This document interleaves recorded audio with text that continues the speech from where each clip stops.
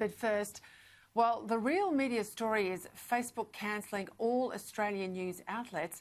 Kevin Rudd spent 2 hours in Canberra today peddling his News Corp conspiracy theories in, frankly, a pathetic, narcissistic sideshow that proved why he should never have been the Labor Party's leader, let alone our country's Prime Minister. Today, he even tried to justify 800 dead in Victoria. The question is that, Senator, a piece of objective news reporting, or is that simply a piece of editorial opinion? From having been in lockdown for 5 months last year, I think it's a very fair piece of journalism. Honestly, it was vintage Rudd. Media on the left, good. On the right, bad. And even bad for some, well, not bad when it came to Sky News. Sky News was crazy. And it's just, Peta Credlin and a few crazies. Honestly, Kevin, I think you're getting a little bit creepy now with this Credlin obsession. Say what you like about Australian media outlets, but all of them have to take responsibility for what they publish. They all obey Australian law, and except for the ABC, who live off the taxpayer, all the others pay Australian taxes. Not so big tech, and now Facebook, a $700 billion business, is trying to bully Australia out of our perfectly reasonable bipartisan expectation that all these foreign big tech companies should pay for the Australian news content they've been commercially exploiting for years. Facebook started as essentially an electronic notice board for posting family news and happy snaps. And fair enough, as more and more people started using it, Facebook started to amass billions in advertising revenue by inserting ads that popped up when you clicked on to see what your loved ones were up to. And soon everyone who wanted to share information started posting on sites like Facebook. My nightly editorial, for instance, and teasers of interviews will be posted on Facebook to boost awareness, of course, and in the hope of getting more people to watch Sky News. For Facebook and its users, it's valuable content, a way of getting access to Sky and other news platforms without paying for it. And along with the Facebook posts of just about every other news outlet out there, well, it's helped to turn Facebook into an operation that millions of Australians now rely on, not just those happy snaps and family news as it started out, but for where they get most of their information from about the world. Along the way, as Facebook got more and more sophisticated and drilling down to the human beings that sit behind these keyboards, your shopping habits, the makeup of your household, where you like to go on a holiday, your views on issues, of course, tracked by the stories you then clicked on to read, well, these media giants created a treasure trove of information that commercial and political players pay handsomely to access via ads targeted to you. That's why when you go searching for something like, a new sofa, for example, you suddenly find your page full of ads selling sofas when you didn't last week. Now, all of this was going on in the background until yesterday, when Facebook suspended the page of every Australian news outlet as payback for the Morrison government's new laws to force companies like Facebook to pay for the commercial content it cannibalises to attract your eyeballs. Facebook's a bit like the neighbourhood newsagent that lets everyone come in the shop and browse through the papers, reading the headlines, sure, but walking out without buying them. And rather than put an ad in the papers, Facebook says, don't bother with the papers, just put the ad over there on our wall because everyone's coming in here anyway, right? Everyone's coming in here anyway, meaning that the newspapers are hit twice. They're first hit because the sales aren't there, because people get the headlines and not buying the papers. But the ads aren't there either, as Facebook is cutting their lunch. Eventually what happens, the papers shut down, and there goes your frank and fearless media. And this is why the government's now saying if having the papers is attracting people to your store and making it profitable for companies to advertise there, you, Facebook, need to pay something to the newspaper businesses whose work you are exploiting and whose advertising revenue you are cannibalising. But instead of sitting down and negotiating a deal, as others have done, well, Facebook effectively spat the dummy, shut the shop. This is the ugly side of big tech that most Australians are only now waking up to. For years, Facebook and other social media giants claimed they lacked the monitoring ability to shut down terrorist sites like Islamic State recruiters and pedophile sites that prey on our children by distributing sickening abuse. Well, now we know, don't we?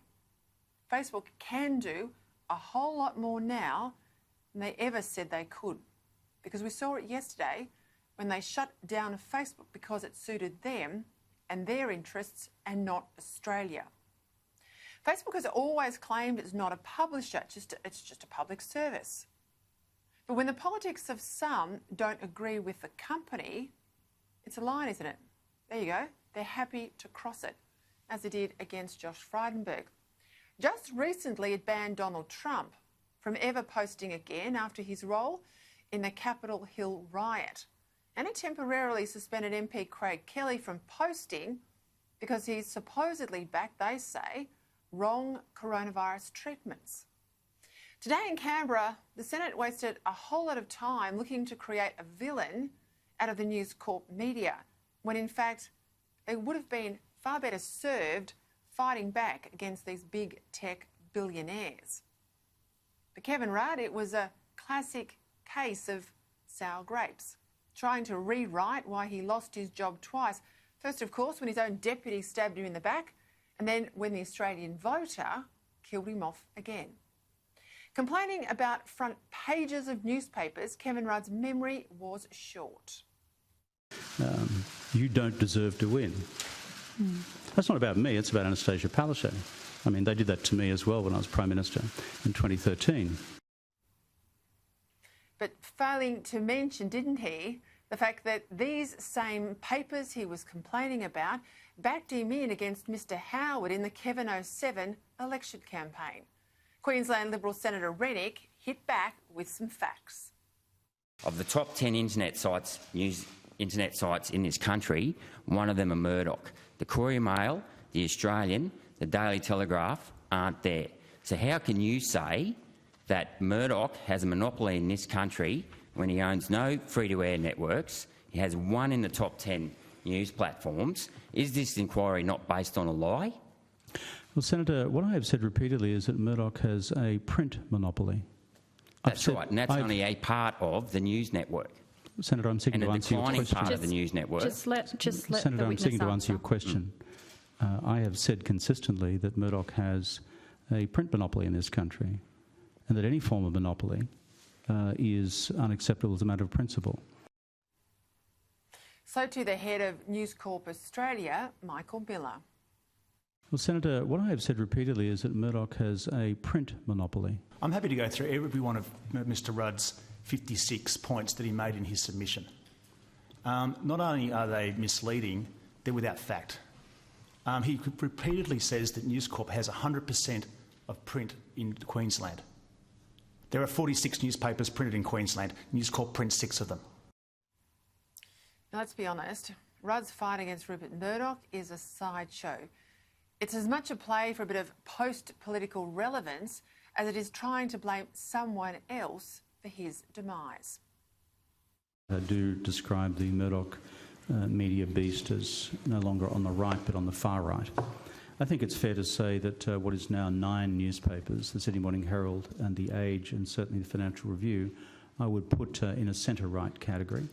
And how do you reach that as a barometer of judgment? Simply trace the editorial opinion line on critical questions, for example, on industrial relations and other such issues.